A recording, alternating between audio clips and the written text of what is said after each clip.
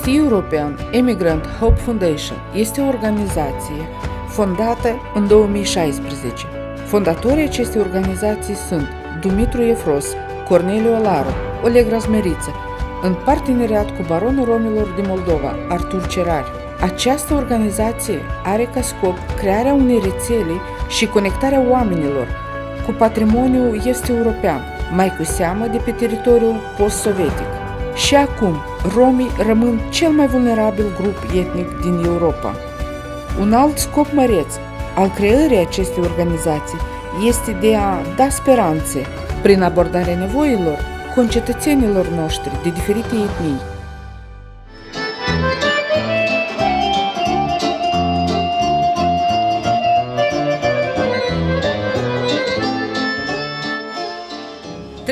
August 2018, o zi remarcabilă pentru aproximativ 200 de concetățeni de-ai noștri stabiliți în Statele Unite, care au fost prezenți la primul eveniment organizat de East European Immigrant Hope Foundation cu scop caritabil.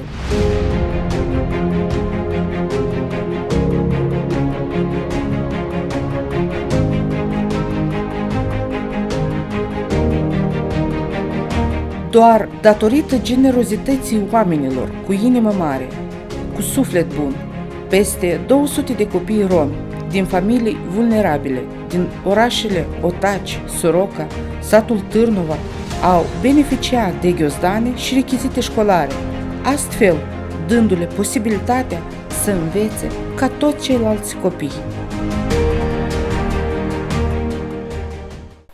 Salutare, salutare! De aici din Chișinău, de aici din Moldova, de aici de acasă.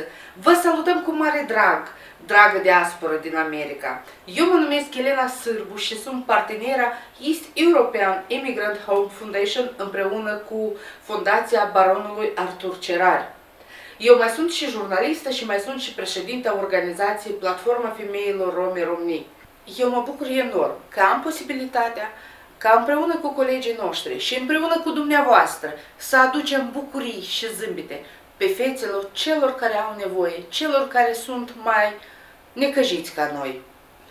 Mă mai bucură faptul că suntem în a doua ediție a acestui eveniment. Anul trecut am avut o mare posibilitate, o mare cinste și onoare să particip și să fiu alături de voi. Suntem în preajma Zilei Internaționale a persoanelor cu nevoi speciale. Iată de ce, la solicitarea colegilor noștri, Oleg, Corneliu, Elena, Dumitru, domnul Artur Cerari, am realizat doar câteva istorioare despre câteva familii, mai exact despre 4, care au nevoie de susținerea noastră, au nevoie ca noi să le aducem bucurii și să le aducem o speranță.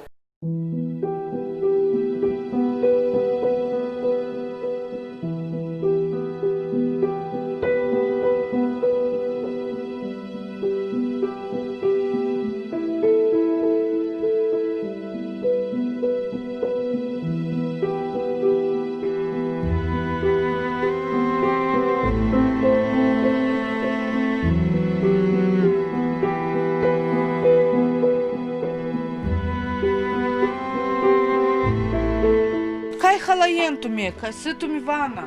Да, тебе сестру исламе у коти аври, караса тебе. Найтуми.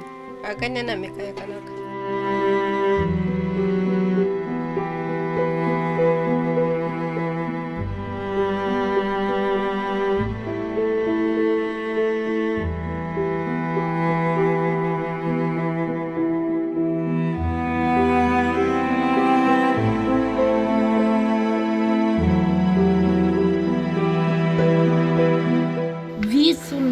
Este ca să am un scaun rulant electronic activ, ca să pot singur sine stătător să mă deplasez acolo unde este necesar, la centru, acasă, să-mi pot singur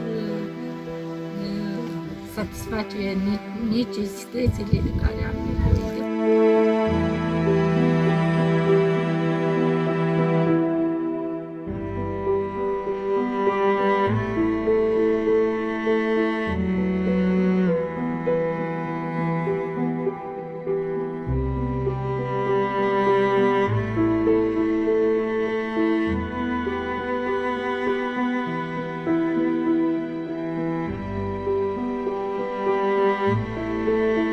это моя дочка. Мы нуждаемся в операции, так как мы родились врожденной косолапостью и нуждаемся в операции. У меня 5 детей, тяжело живем, не очень-то. И если есть возможность, мы просим, чтобы вы нам помогли, чтобы сделать ей операцию. Вот так вот живем.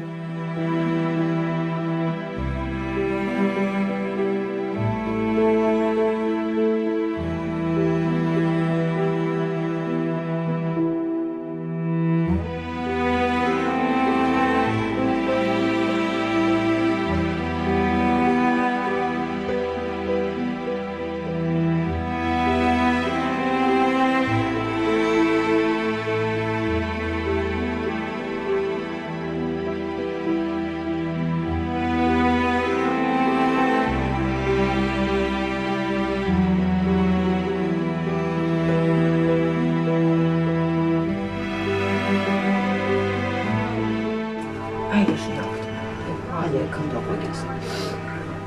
啊，有。